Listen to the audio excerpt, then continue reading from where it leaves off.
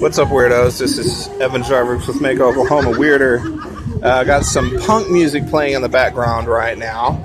I am on location once again. It's been a couple weeks. It's Thursday night, and I am at a place that's not really what I would have considered to be a venue. I've never really seen them have shows here, but lo and behold, there was a show tonight. 4-band lineup, 3 of which were local, who I hadn't seen. So I had to come out. This band right now is the touring band. I honestly forget what they're called. I could look it up, but anyway. Yeah, this is Richard's Club on 16th Street. A nice little community bar that's been here for a long time. From what I understand, they've had jam sessions and open mic kind of situations in the past, but not really a venue. But they're set up tonight to be one, and honestly, in terms of like equipment and sound quality and space, it's honestly on par with a lot of, kind of on the fringe bar venues. This could totally be a bar venue if it wanted to be.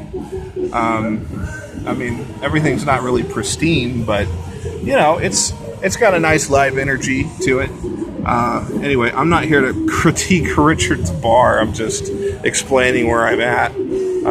Although I did manage to catch one band I'd been wanting to see for a while. There's a band called Tribesmen. It's Tribesmen, Tribesmen, who are a 4-piece kind of, I guess it'd be alternative rock band. But finally got to see them. They were pretty cool. They have a new album that came out earlier this year that's kind of one of those, early DIY recording types that, just getting some songs out there for people to kind of get your sound. It's fun. I think what I like most about the band is probably their keyboardist / occasional vocalist / occasional ukulele player, who I think adds a lot of color to the band, because otherwise you've just got your standard guitar, bass, and drums, and they don't necessarily play in a style that's all that inventive or creative. Well, it's I don't want to criticize that, but I think the 4th member adds a lot to the flavor and kind of changes the context of the music a bit. So kudos to her and everything she's adding to the band. And their drummer is great. I guess I'll plug him too.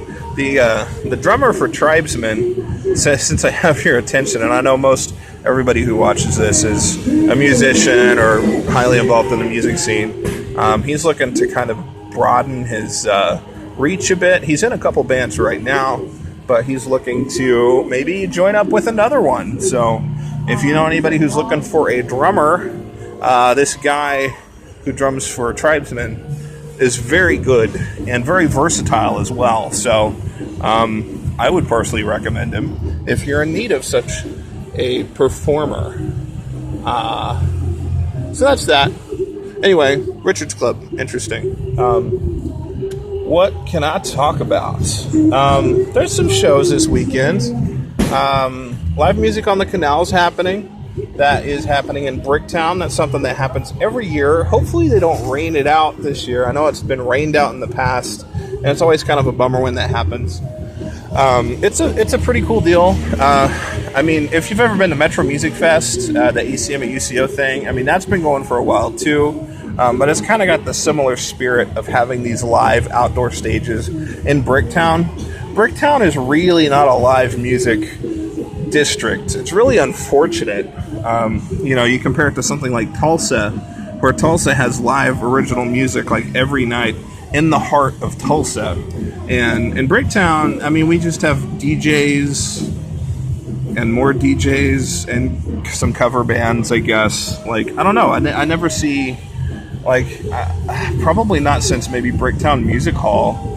I mean, we have ACM at UCO Performance Lab, but shows don't happen there often enough, and they're never really local shows. And we don't have Wormy Dog anymore. So, I mean, at this point, it just feels like Bricktown hardly has any of our original local music flavor involved. And I know there's some places that book. There's just not very common. I mean, shout out to JJ's, I guess. JJ's Alley certainly does a lot for specifically kind of like the folk country crowd.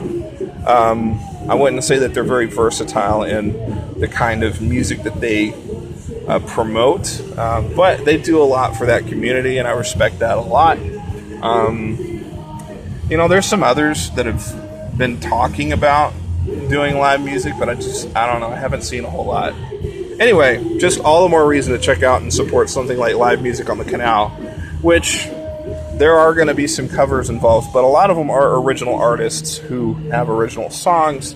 You may not recognize these names because maybe it's been a while since they put out an album, or maybe, they haven't done a whole lot of shows lately, but they always roll out for this event. It's kind of like Norman Music Fest when, you kind of see names that, they only do these big shows every so often just to stay involved while they're working on other stuff or taking a break or whatever. But it's a pretty cool thing. If it's the same as it's been in the past, you're going to have a stage out there on the waterfront by the Sonic building. You'll have one down on by the Canal at the Jasmo's restaurant, and just a lot of singer-songwriters, a few bands. I've seen hip-hop acts be on here before, so I know they're open to other flavors, but you're going to get a lot of singer-songwritery, acoustic kind of things. But it's really nice just to be downtown and to just walk around and hear live music like that.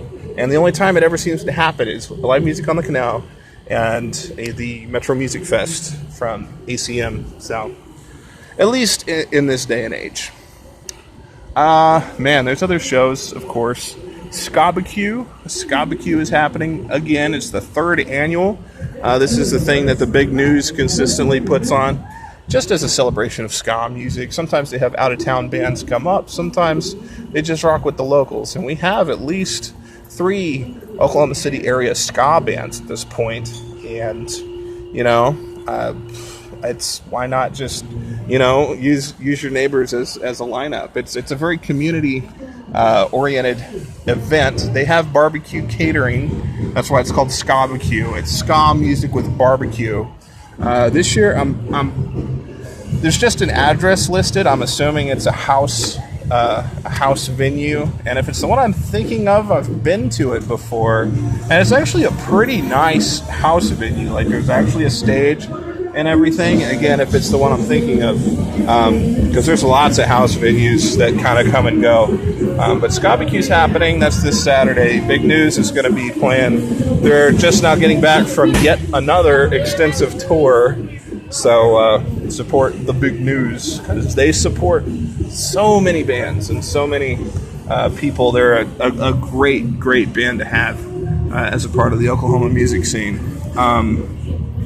It's a show happening Friday at the Speakeasy, and that is the album release show for Astral Planes. Astral Planes kind of changing their sound a little bit from their last album. I haven't heard it yet, but I'm looking forward to hearing it. I've been to a couple shows, so I've kind of seen the process take place.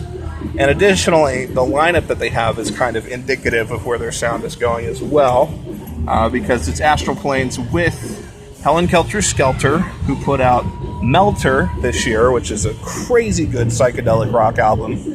And then there's Magic Munchbox, who are currently working on a new release. But Magic Munchbox is kind of an instrumental rock, prog rock, funk, fusion-y kind of all-over-the-map band. They're not all over the map. They're pretty coherent while being experimental and genre-hopping. They're a lot of fun. So that's a really good show that's coming up. That is at Speakeasy. I think it's $3 to get in.